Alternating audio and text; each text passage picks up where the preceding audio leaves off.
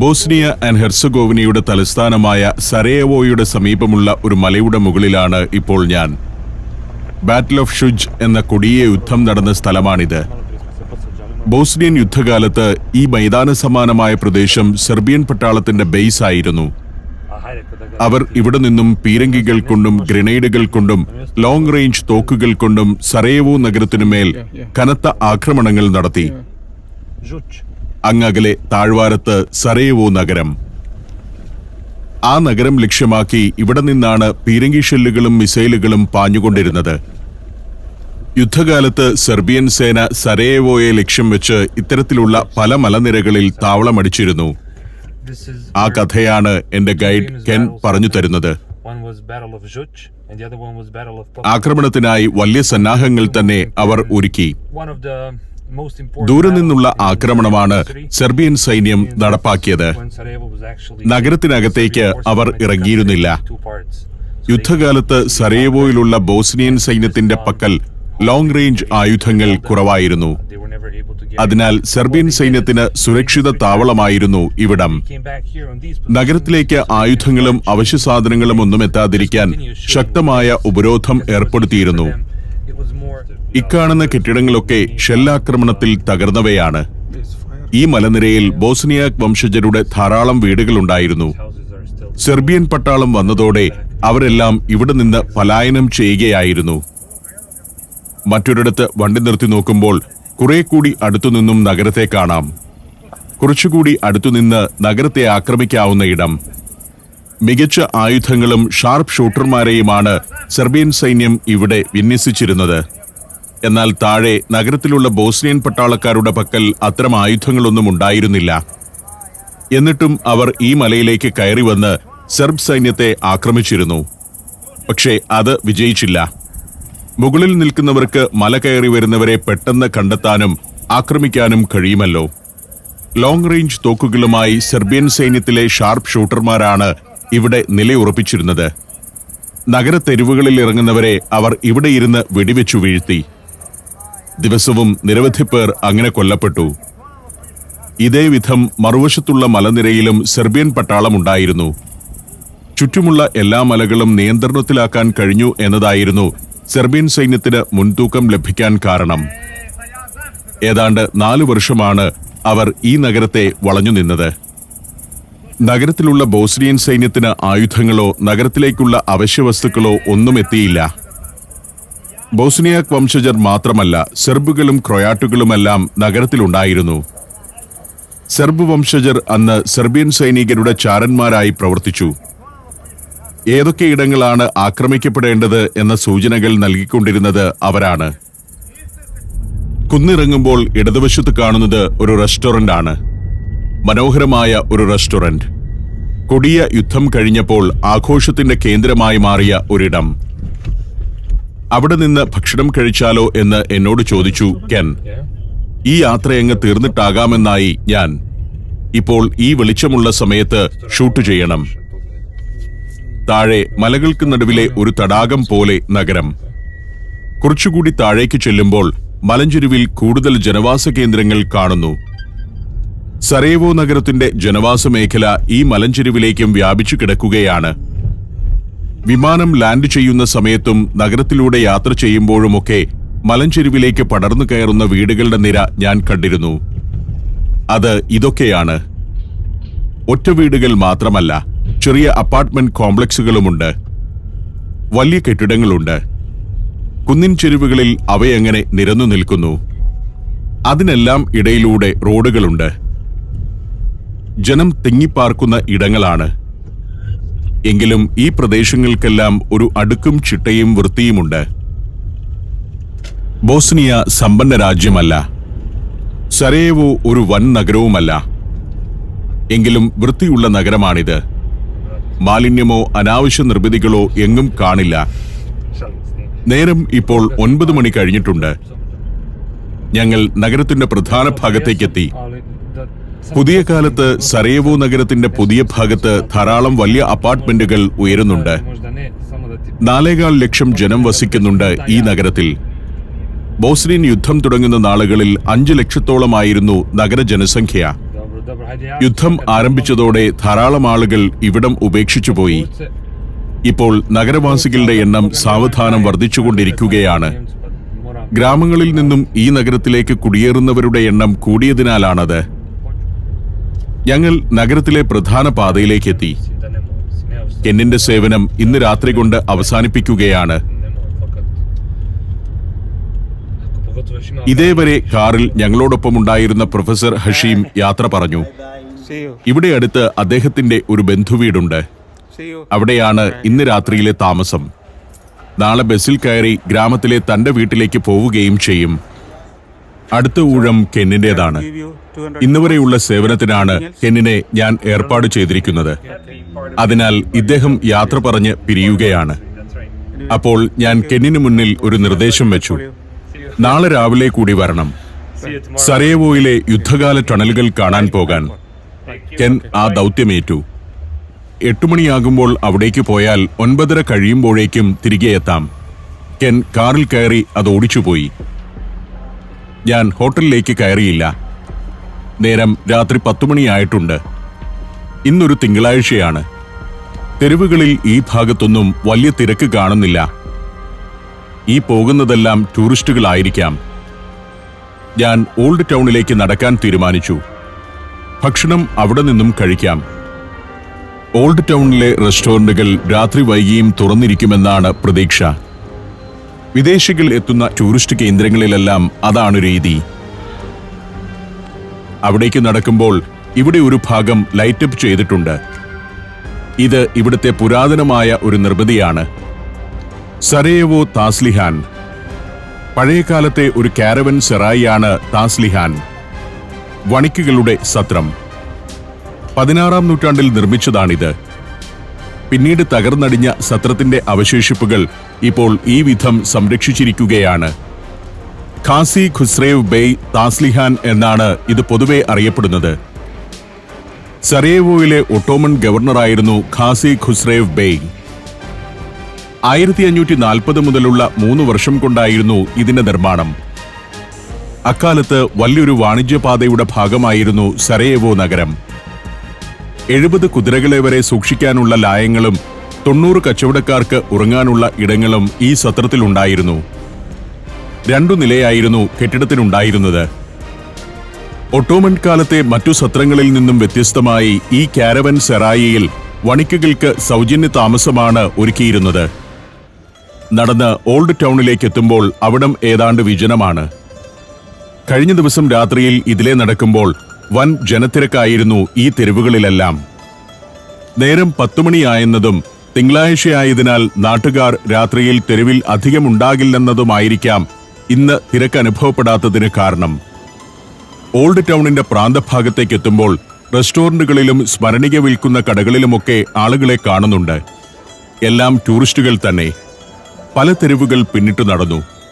ഒരു ഭാഗത്ത് നഗരത്തിന്റെ അടയാള ചിഹ്നമെന്നോണം ക്ലോക്ക് ടവർ തലയുയർത്തി നിൽക്കുന്നു. അതിന്റെ പരിസരത്തും സുവനീർ കടകൾ തുറന്നാണിരിക്കുന്നത്. എനിക്ക് പരിചയമുള്ള റെസ്റ്റോറന്റുകൾ തേടിയാണ് നടക്കുന്നത്. മിക്ക വഴികളിലും സോഫുകളും ചെറുമേശകളും നിരത്തി റെസ്റ്റോറന്റുകൾ സജീവമാണ്. ആളുകൾ ബിയറടിച്ചും സിഗരറ്റ് വലിച്ചും ഇരിക്കുന്നു.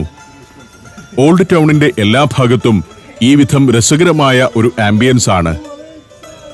നല്ല തണുപ്പുണ്ട്. രാത്രിയാകുമ്പോഴേക്കും നഗരത്തിൽ തണുപ്പ് പരന്നു കഴിയും. ഇവിടുത്തെ ചില ഷോപ്പുകൾ ഇങ്ങനെയാണ്. മനോഹരമായ പെയിന്റിങ്ങുകളുടെ വിൽപ്പനശാല. വളരെ ചെറിയ പെയിന്റിങ്ങുകൾ വരെയുണ്ട്. മനോഹരമായ രചനകളാണ്. അവിടവും പിന്നിട്ട് നടത്തം തുടർന്നു. കുറച്ചുകൂടി ചെല്ലുമ്പോൾ കൂടുതൽ ആളുകളുള്ള തെരുവിലേക്ക് എത്തുന്നു. പ്രത്യേകമായ ഒരു അന്തരീക്ഷമാണിവിടെ. രാത്രി വൈകിയെങ്കിലും റെസ്റ്റോറന്റുകൾ പലതും സജീവമാണ്. ഒരു ചരിത്ര നഗരത്തിന് ചേർന്ന തീമിലാണ് കടകളും അതിന്റെ മുന്നിലെ ഇരിപ്പിടങ്ങളും ഒരുക്കിയിരിക്കുന്നത്. രാത്രി 11:30 വരെയും മിക്ക കടകളും തുറന്നിരിക്കും. ടൂറിസ്റ്റുകളുടെ വലിയ തിരക്കുണ്ടാകുമ്പോൾ മാത്രമല്ല സുവനീർ കടകൾ തുറക്കുന്നത്. ഇത്തരം കടകളാണ് എനിക്ക് ഏറ്റവും ഇഷ്ടമായത്. ബോസ്നിയൻ കോഫി സെറ്റാണ് ഇവിടുത്തെ ഒരു പ്രധാന സുവനീർ. ഒരു ട്രേയും 2 ഗ്ലാസും സോസറുകളും കാപ്പി തയ്യാറാക്കുന്ന പ്രത്യേക പാത്രവും ചേരുന്നതാണ് ഒരു സെറ്റ്. വലിയ കെറ്റിലുകളുമുണ്ട്. മനോഹരമായ കരകൗശല വസ്തുക്കളാണ് ഇവയോരോന്നും. സരയേവോയിലെത്തുന്ന ടൂറിസ്റ്റുകൾ വാങ്ങിക്കൊണ്ടു പോകുന്ന സുപ്രധാനമായ സുവനീർ ഇതാണ്. കാപ്പി ഉണ്ടാക്കാൻ ഉപയോഗിക്കാവുന്നതും എന്നാൽ ഒരു സുവനീർ പോലെ സൂക്ഷിക്കാവുന്നതുമായ പാത്രങ്ങൾ. കേരളവും ടൂറിസം സെന്ററുകളിൽ ഇത്തരം തനത് സുവനീറുകളാണ് ഒരുക്കി വെക്കേണ്ടത്. കേരളീയർക്ക് മാത്രം അവകാശപ്പെടാനുള്ള പാരമ്പര്യമുള്ള വസ്തുക്കളായിരിക്കണം അത് വീട്ടിൽ ഉപയോഗിക്കാവുന്ന തരത്തിലുള്ളതാണെങ്കിൽ കൂടുതൽ നന്ന്. ഞാൻ അവിടെ ഒരു റെസ്റ്റോറന്റിൽ കയറി കുറച്ചു ഭക്ഷണം കഴിച്ചു. റെസ്റ്റോറന്റിന് മുന്നിൽ ഇങ്ങനെ കുറെ ബോർഡുകളുണ്ട്. അവിടെ നിന്നിറങ്ങി നടത്തം തുടരുമ്പോൾ പല കടകളും അടയ്ക്കുന്നത് കാണാം. റെസ്റ്റോറന്റിൽ ഞാൻ അരമണിക്കൂറോളം ചെലവഴിച്ചിരുന്നു. ഇനി ഈ തെരുവുകളിൽ ആളുകൾ തീരെ കുറയും. ഒരാൾ വളർത്തുനായയുമൊത്താണ് തിരികെ നടക്കുന്നത്. ടൂറിസ്റ്റോ നാട്ടുകാരനോ ആകാം. കെന്നിനെ പോലെ മുടി നീട്ടി വളർത്തി നെറുകയിൽ കെട്ടിവെച്ച ഒരാൾ. നേരമിപ്പോൾ 11 മണിയായിട്ടുണ്ട്. ഞാൻ ഹോട്ടലിലേക്ക് നടന്നു. സഞ്ചാരം 17-ാം വോളിയം പെൻഡ്രൈവിൽ. ജിബൂട്ടി, ആഫ്രിക്കൻ ദാരിദ്ര്യത്തിന്റെ വടുക്കൾ പേറുന്ന ഒരു നാട്. അതിജീവനത്തിനായി പൊരുതുന്ന മനുഷ്യരുടെ നാട്. തലസ്ഥാനമായ ജിബൂട്ടി സിറ്റി, അബ്ബെ, അസൽ എന്നീ അത്ഭുത തടാകങ്ങൾ, മരുഭൂമിയിലെ മനുഷ്യജീവിതം. ഫിജി, തെക്കൻ പസഫിക് സമുദ്രത്തിൽ 800-ലധികം ദ്വീപുകൾ ഉൾപ്പെടുന്ന രാജ്യം. പവിഴ ദ്വീപുകളിലേക്കുള്ള കറ്റമരൻ യാത്രകൾ. ഗോത്രഗ്രാമങ്ങൾ, അവിടുത്തെ കൗതുകമുണർത്തുന്ന ജീവിത കാഴ്ചകൾ. ലെബനോൻ, പാരമ്പര്യവും സംസ്കാരവും മുറുകെ പിടിക്കുമ്പോഴും യുദ്ധവും ആഭ്യന്തര സംഘർഷങ്ങളും നേറിപ്പടരുന്ന നാട്.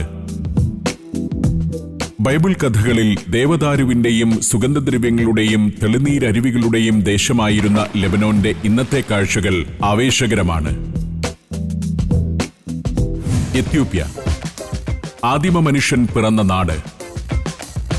2000 വർഷം മുൻപ് തന്നെ അതിശ്രേഷ്ഠ നഗരമായിരുന്ന അക്സൂം, ആഫ്രിക്കയുടെ ജെറുസലേം എന്നറിയപ്പെടുന്ന ലാലിബല. ഭൂമിയിൽ ഏറ്റവും താപനിലയുള്ള അത്ഭുത പ്രദേശമായ ഡനാക്കിൽ ഡിപ്രഷൻ. എത്യോപ്യ അത്ഭുതങ്ങളുടെ ദേശമാണ്. അർമേനിയ, ഏറ്റവും വലിയ പ്രതാപത്തിന്റെയും ഏറ്റവും കൊടിയ ദുരന്തങ്ങളുടെയും വേദിയായ രാജ്യം. തലസ്ഥാനമായ എരേവാൻ, പുരാനഗരമായ ഗാർണി, വഖാർഷപ്പാത്ത്, ദിലിജാൻ തുടങ്ങി നിരവധി ചരിത്ര കേന്ദ്രങ്ങൾ. സഞ്ചാരം വോളിയം നമ്പർ 17. ഫുൾ HD-യിലുള്ള ഈ അപൂർവ ദൃശ്യയാത്രാ വിവരണ ശേഖരം സ്വന്തമാക്കാൻ സഞ്ചാരം എന്ന് SMS ചെയ്യൂ. ഫോൺ 9995 444 222. പിറ്റേന്ന് രാവിലെ തന്നെ റെഡിയായി താമസിക്കുന്ന ഓപ്പൽ ഹോം ഹോട്ടലിന്റെ റെസ്റ്റോറന്റിലേക്ക് ചെന്നു. ഇവിടെ അധികം ആളുകളില്ല. നേരം 7:30 കഴിഞ്ഞിട്ടേ ഉള്ളൂ. ബ്രേക്ക്ഫാസ്റ്റ് റെഡിയായിരിക്കുന്നുണ്ട്. ടൂറിസ്റ്റുകളായ 1-2 പേർ കൂടി വന്നു. അവരും ബ്രേക്ക്ഫാസ്റ്റ് കഴിക്കാനെടുക്കുന്നു. ചെറിയ വിഭവങ്ങളാണ്, എന്നാൽ വയറു നിറയാൻ മാത്രമുണ്ട്. സോസേജ്, ബ്രെഡ്, ഓംലെറ്റ് എന്നിങ്ങനെ പലതും. പിന്നെ കാപ്പിയും ചായയും ജ്യൂസുമെല്ലാം കിട്ടും. ബ്രേക്ക്ഫാസ്റ്റ് കഴിച്ച് റെസ്റ്റോറന്റിൽ നിന്നും ഇറങ്ങി. തെരുവ് ഉണർന്നു കഴിഞ്ഞിരിക്കുന്നു. നല്ല ഉന്മേഷദായകമായ അന്തരീക്ഷം. രാവിലെ 8 മണിയാകുമ്പോഴേക്കും കെൻ കാറുമായി എത്തുമെന്നാണ് പറഞ്ഞിരിക്കുന്നത്. അയാളുടെ വരവിനായി കാത്തുനിന്നു. തെളിഞ്ഞ ആകാശമുള്ള പ്രസന്നമായ ഒരു ദിവസമാണ്. കാത്തുനിൽക്കെ കെൻ കാറുമായി എത്തി. ഒരു 15 മിനിറ്റ് താമസിച്ചതിൽ ക്ഷമാപണവുമായാണ് വരവ്. താൻ വൈകിയതിന്റെ കാരണമാണ് കെൻ ആദ്യം പറഞ്ഞത്. വഴിയിൽ ഒരു ട്രാഫിക് ബ്ലോക്ക് ഉണ്ടായി. പാളത്തിലൂടെ ഓടുന്ന ഒരു ട്രാം ഒരു കാറുമായി കൂട്ടിയിടിച്ചിരിക്കുന്നു. അങ്ങനെ വഴി തടസ്സപ്പെട്ടു. അപകടത്തെ തുടർന്ന് നഗരത്തിലെ ട്രാം സർവീസും നിർത്തിവെച്ചിരിക്കുകയാണ്. കഴിഞ്ഞ ദിവസം ഞാൻ കണ്ട നഗരഭാഗങ്ങൾ തന്നെയാണ് ഇത്. പാതയുടെ മറുഭാഗത്ത് പഴയ നഗരഭാഗങ്ങളാണ്. അക്കാണുന്നത് ഒട്ടോമൻ കാലത്ത് പണിത എംപറേഴ്സ് മോസ്ക് ആണ്. അതിന്റെ മിനാരം ആകാശത്തേക്ക് കൂർത്ത് മുനയുയർത്തി നിൽക്കുന്നു. സരേവോ നഗരത്തിലെ തന്നെ ആദ്യത്തെ മോസ്കാണ് അത്. കെട്ടിടങ്ങളുടെ പിറകിൽ മലനിരകളാണ്. അത്തരം ഒരു മലയുടെ മുകളിൽ ഇന്നലെ രാത്രിയിൽ ഞാൻ കയറിയിരുന്നു. സെർബിയൻ സൈന്യം തമ്പടിക്കുകയും സരേവോ നഗരത്തെ ലക്ഷ്യമാക്കി ഷെല്ലുകൾ തൊടുത്തുവിടുകയും ചെയ്തിരുന്ന മലനിരകൾ. ആ മലയുടെ മുകളിലേക്ക് ഇപ്പോൾ ഒരു കേബിൾ കാർ സർവീസ് ഉണ്ട്. ഇന്ന് രാവിലെ ടണൽ കണ്ട് തിരിച്ചു വന്ന ശേഷം ആ കേബിൾ കാറിൽ കയറി മലമുകളിലേക്ക് പോകാമെന്നാണ് എന്റെ തീരുമാനം. യാത്ര തുടരുമ്പോൾ പലയിടത്തും ട്രാമുകൾ നിർത്തിയിട്ടിരിക്കുന്നത് കാണാം. ഏതോ ഒരു ട്രാം അപകടത്തിൽപ്പെട്ടതിനാൽ മറ്റു ട്രാമുകളുടെ സർവീസും നിലച്ചിരിക്കുന്നു. ഒരു ട്രാം അപകടത്തിൽപ്പെടുകയോ ബ്രേക്ക് ഡൗൺ ആകുകയോ ചെയ്താൽ അതിന്റെ ഡ്രൈവർ വോക്കി ടോക്കിയിലൂടെ മറ്റെല്ലാ ട്രാമുകളിലേക്കും സന്ദേശം കൈമാറുന്നതാണ് പതിവ്. അതോടെ എവിടെയാണോ ഓരോ ട്രാമും എത്തിയിരിക്കുന്നത് അവിടെ അത് നിർത്തിയിടും. അതിലെ യാത്രക്കാരെ അവിടെ ഇറക്കി വിടുകയും ചെയ്യും. ട്രാമുകൾക്ക് പോകാൻ ഒറ്റ ലൈനേ ഉള്ളൂ എന്നതാണ് അതിന്റെ കാരണം. ഒരു ട്രാം കടന്നുപോയി കഴിഞ്ഞ് അതേ പാളത്തിലൂടെ തന്നെ വേണം അടുത്ത ട്രാമിനും സഞ്ചരിക്കാൻ. ഏതെങ്കിലും ഒരു ട്രാം ബ്രേക്ക് ഡൗൺ ആയി കിടന്നാൽ പിന്നാലെ വരുന്ന ട്രാമിന്റെ വഴി മുടങ്ങും. തകരാറിലായ ട്രാമിന്റെ പ്രശ്നം പരിഹരിച്ചു കഴിഞ്ഞാൽ അത് ഉടനെ തന്നെ ഓടിത്തുടങ്ങും. അതോടൊപ്പം പലയിടങ്ങളിലായി നിശ്ചലമായി കിടക്കുന്ന എല്ലാ ട്രാമുകളും നീക്കം ആരംഭിക്കുകയും ചെയ്യും. ഞങ്ങളിപ്പോൾ മാർഷൽ ടിറ്റോ റോഡിലേക്ക് എത്തിയിരിക്കുന്നു. വലതുവശത്ത് ഇക്കാണുന്നത് സെൻട്രൽ ബാങ്ക് ആണ്. ഈ രാജ്യത്തെ ഏറ്റവും പ്രധാനപ്പെട്ട ബാങ്ക്. നമ്മുടെ റിസർവ് ബാങ്കിന്റെ സ്ഥാനമാണ് ഇവിടെ സെൻട്രൽ ബാങ്കിന്. നഗരത്തിന്റെ പടിഞ്ഞാറ് ഭാഗത്തേക്കാണ് ഇപ്പോൾ പോകുന്നത്. ബോസ്നിയൻ യുദ്ധകാലത്ത് ഈ ഭാഗത്തിന് ഒരു പ്രത്യേകതയുണ്ടായിരുന്നു. ഇവിടം മുതൽ ഇനി അങ്ങോട്ടുള്ള ഭാഗത്ത് പാതയിലൂടെയുള്ള യാത്ര യുദ്ധനാളുകളിൽ ഒട്ടും സുരക്ഷിതമായിരുന്നില്ല. അതിന് കാരണമുണ്ട്. സരയേവോയെ ചുറ്റി നിൽക്കുന്ന മലനിരയുടെ ഒരു ഭാഗത്തു നിന്നാൽ ഈ സ്ട്രീറ്റിലൂടെ പോകുന്ന വാഹനങ്ങളും ആളുകളെയുമൊക്കെ കൃത്യമായി കാണാമായിരുന്നു. അവരെ ലക്ഷ്യം വെച്ച് മലകളിലിരിക്കുന്ന ഷാർപ്പ് ഷൂട്ടർമാർ നിറയൊഴിക്കുന്നതും പതിവായിരുന്നു. ഇപ്പോൾ പുതിയ കാലത്ത് വലിയ കെട്ടിടങ്ങൾ പാതയിലേക്കുള്ള ദൂരക്കാഴ്ചയെ മറയ്ക്കുന്നുണ്ട്. സൈന്യം ക്യാമ്പ് ചെയ്തിരുന്ന മലകൾ കെൻ ചൂണ്ടിക്കാണിക്കുന്നുണ്ട്. വാഹനങ്ങളാകട്ടെ കാൽനട യാത്രക്കാരാകട്ടെ എല്ലാവർക്കു നേരെയും മലകളിൽ നിന്ന് സെർബിയൻ സൈന്യം നിറയൊഴിച്ചുകൊണ്ടിരുന്നു. 1992 മുതൽ 4 വർഷക്കാലം ഇവിടെ നിന്ന് മുന്നിലേക്കുള്ള ഈ പാതയിൽ ഗതാഗതമേ ഉണ്ടായിരുന്നില്ല. നഗരത്തിലെ വ്യാപാര സ്ഥാപനങ്ങളിലേക്കും ആശുപത്രികളിലേക്കുമെല്ലാം സാധനങ്ങൾ എത്തേണ്ടത് ഈ വഴിയിലൂടെയാണ്. അതുകൊണ്ടാണ് സെർബിയൻ സൈന്യം ഇതൊരു പ്രധാന ലക്ഷ്യസ്ഥാനമാക്കിയത്. അങ്ങനെ അവർ നഗരത്തിൽ നിന്നും പുറത്തേക്കുള്ള പ്രധാന പാതയെ പൂർണ്ണമായും തടസ്സപ്പെടുത്തുകയായിരുന്നു. അതായിരുന്നു സരയേവോ സീജ് എന്നറിയപ്പെടുന്ന സൈനിക ഉപരോധത്തിലെ ഒരു പ്രധാന നീക്കം. അക്കാലത്ത് ഇവിടെ ഇക്കാണുന്ന പുല്ലുവെച്ചു പിടിപ്പിച്ച ഡിവൈഡറുകളിലും പാതയോരങ്ങളിലും പച്ചപ്പുള്ള സ്ഥലങ്ങളിലുമെല്ലാം പച്ചക്കറിയുടെ കൃഷിയാണ് നടന്നത്. അല്പം വിശാലമായ ഭാഗത്ത് ധാന്യകൃഷിയും.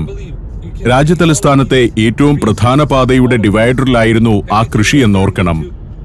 നഗരത്തിന് പുറത്തുനിന്നും ഭക്ഷ്യവസ്തുക്കളൊന്നും നഗരത്തിലേക്ക് വരുന്നില്ലായിരുന്നു. ഇവിടെയുള്ളവർക്ക് ജീവൻ നിലനിർത്താൻ എന്തെങ്കിലും സ്വന്തമായി കൃഷി ചെയ്തുണ്ടാക്കേണ്ടതായി വന്നു. നഗരവാസികൾക്കാകട്ടെ സ്വന്തമായ കൃഷിസ്ഥലങ്ങളൊന്നും ഉണ്ടായിരുന്നില്ല. അതുകൊണ്ടവർ വഴിയോരങ്ങളിലും ഡിവൈഡറുകളിലും സ്കൂൾ മൈതാനങ്ങളിലും കളിസ്ഥലങ്ങളിലുമൊക്കെ പച്ചക്കറിയും ധാന്യവും കൃഷി ചെയ്തു. വളരെ പരിമിതമായ തോതിൽ അത് കഴിച്ചാണ് 4 വർഷക്കാലം ഈ നഗരത്തിലെ വലിയൊരു വിഭാഗം ജനങ്ങൾ ജീവൻ നിലനിർത്തിയത്. മരുന്ന്, അവശ്യവസ്തുക്കൾ, ആയുധങ്ങൾ തുടങ്ങിയവയെല്ലാം പുറത്തുനിന്നും വരേണ്ടവയായിരുന്നു. അത് കൊണ്ടുവരുന്നതിനായി ഈ നഗരത്തിലുള്ളവർ ഒരു മാർഗം കണ്ടെത്തുകയും ചെയ്തു. ആളുകൾ കെട്ടിടങ്ങളുടെ മറപറ്റിയും മറ്റും പതുങ്ങി നടന്ന് ഏതാണ്ട് ഒരു ദിവസമെടുത്ത് ഈ നഗരത്തിൽ നിന്നും 11 കിലോമീറ്റർ അകലെയുള്ള എയർപോർട്ട് പരിസരം വരെ പോകും. എയർപോർട്ട് പരിസരം വെളിം പ്രദേശമാണ്. അതിലെ നടക്കുന്നത് മലമുകളിൽ നിൽക്കുന്ന സൈനികർക്ക് പെട്ടെന്ന് കാണാനാവും. എയർപോർട്ട് പരിസരം മറികടന്ന് ഇപ്പോൾ നേരെ മുന്നിൽ കാണുന്ന ആ മലയും കടന്നാലേ ഉപരോധമില്ലാത്ത സ്ഥലത്തേക്ക് എത്താനാകൂ. നഗരത്തിൽ നിന്നും നടന്നു നീങ്ങുന്ന ആളുകൾ അതിസാഹസികമായി ആ മല നടന്നു കയറും. മരങ്ങൾ നിറഞ്ഞ മലയായതിനാൽ അവരെ സെർബിയൻ സൈനികർക്ക് കണ്ടെത്താനാവില്ല. മലയിലാകട്ടെ ഇവിടെ സെർബിയൻ സൈന്യത്തിന്റെ സാന്നിധ്യവും ഉണ്ടായിരുന്നില്ല. അങ്ങനെ പോയാണ് മരുന്നും അവശ്യവസ്തുക്കളും ആയുധങ്ങളും വരെ സരയേവോയിലേക്ക് കൊണ്ടുവന്നിരുന്നത്. നഗരത്തിലെ കെട്ടിടങ്ങളുടെ മറപറ്റി ഒരു നിശ്ചിത ഭാഗം വരെ പോകാമെങ്കിലും തുടർന്ന് മലയിലെത്തുന്നതുവരെയുള്ള ഭാഗം എയർപോർട്ടിന്റെ വിജന പ്രദേശമാണല്ലോ. അവിടെ മറികടക്കുക എന്നതായിരുന്നു ഏറ്റവും വലിയ വെല്ലുവിളി. അതിനാൽ സരയേവോക്കാർ കണ്ടെത്തിയ മാർഗമാണ് റൺവേയുടെ അടിയിലൂടെ ഒരു ടണൽ നിർമ്മിക്കുക എന്നത്. രഹസ്യമായി ഒരു തുരങ്കം. അത് റൺവേയ്ക്കടിയിലൂടെ കടന്ന് അപ്പുറമുള്ള മലഞ്ചെരിവ് വരെ എത്തുന്ന വിധമാണ് നിർമ്മിച്ചത്. ഏതാണ്ട് 1 കിലോമീറ്റർ നീളമുള്ള ഒരു തുരങ്കം. ആ തന്ത്രം വിജയിച്ചു. ആ തുരങ്കത്തിലൂടെ അവശ്യവസ്തുക്കളും മരുന്നും ബോസ്നിയൻ പോരാളികൾക്കുള്ള ആയുധങ്ങളും പട്ടണത്തിലേക്കെത്തി. അത്യധ്വാനത്തിന്റെയും നിശ്ചയദാർഢ്യത്തിന്റെയും തെളിവ് പോലെ നിർമ്മിക്കപ്പെട്ട ആ തുരങ്കം ടണൽ ഓഫ് ഹോപ്പ് എന്നാണ് പിന്നീട് അറിയപ്പെട്ടത്. 4 വർഷം നീണ്ട ശക്തമായ ഉപരോധത്തിനിടയിലും സരയേവോ നഗരത്തെ തളരാതെ നിലനിർത്തുന്നതിൽ ആ തുരങ്കപാത വലിയ പങ്കുവഹിച്ചു. അങ്ങനെ ഒരു ടണലിലൂടെ ഈ നഗരവാസികൾ അകത്തേക്കും പുറത്തേക്കും പോകുന്ന കാര്യം സെർബിയൻ സൈന്യത്തിന് ആദ്യകാലത്ത് അജ്ഞാതമായിരുന്നു. അതിന് കാരണമുണ്ട്. ഒരു വീടിനകത്തു നിന്നുമായിരുന്നു തുരങ്കത്തിന്റെ ആരംഭം. അത് ചെന്ന് അവസാനിച്ചതാകട്ടെ മറ്റൊരു വീടിനകത്തും. ആ ടണൽ കാണാനാണ് ഞങ്ങൾ പോകുന്നത്. ഇടതുഭാഗത്ത് അക്കാണുന്നതാണ് സരയേവോ എയർപോർട്ട്. മറുഭാഗത്തെ മലഞ്ചെരുവിൽ നിന്ന് തുടങ്ങി എയർപോർട്ട് കടന്ന് ഇപ്പുറമുള്ള ഗ്രാമം വരെ മൈതാനം പോലെ തെളിഞ്ഞു കിടക്കുന്ന ഇടമാണ്. യുദ്ധകാലത്ത് എയർപോർട്ട് UN സൈന്യത്തിന്റെ നിയന്ത്രണത്തിലായിരുന്നു. അതുകൊണ്ട് ആർക്കും തന്നെ അതിന്റെ പരിസരത്തേക്ക് പ്രവേശനമുണ്ടായിരുന്നില്ല. ചുറ്റും വേലി കെട്ടി വിമാനത്താവള കോമ്പൗണ്ടിനെ വേർതിരിച്ച് UN സൈന്യം അവിടെയാണ് ക്യാമ്പ് ചെയ്തത്. അതുകൊണ്ടാണ് എയർപോർട്ട് റൺവേയുടെ അടിയിലൂടെ ഒരു ടണൽ നിർമ്മിക്കാൻ സരയേവോ നിവാസികളായ ബോസ്നിയാക്കുകൾ തീരുമാനിക്കുന്നത്. ഇന്നൊരു ടൂറിസ്റ്റ് കേന്ദ്രമാണ് ടണൽ ഓഫ് ഹോപ്പ്. അതിന്റെ പ്രവേശന കവാടത്തിനു സമീപം വലിയൊരു പാർക്കിംഗ് ഏരിയയുണ്ട്. കെൻ അവിടെ ഒരിടത്ത് കാർ കൊണ്ടുചെന്ന് നിർത്തി. ഇന്ന് ആദ്യം എത്തിയിരിക്കുന്ന സഞ്ചാരികളിൽപ്പെട്ടവരാണ് ഞങ്ങൾ. കെൻ എന്നെ ടണലിന്റെ ഒരു ഭാഗം ആരംഭിക്കുന്ന വീട് കാണിക്കാനാണ് കൊണ്ടുപോകുന്നത്. ചരിത്ര പ്രാധാന്യത്തോടെ സംരക്ഷിച്ചു വെച്ചിരിക്കുകയാണ് അതെല്ലാം ഇപ്പോൾ. സരയേവോ സീജിന്റെ ചരിത്രം ഓർത്തുകൊണ്ട് ഞാൻ കെന്നിനു പിറകെ നടന്നു. ഇന്നത്തെ ആദ്യത്തെ ടൂറിസ്റ്റുകളായി ഞങ്ങൾ ആ വീട്ടിലേക്ക് നടന്നു.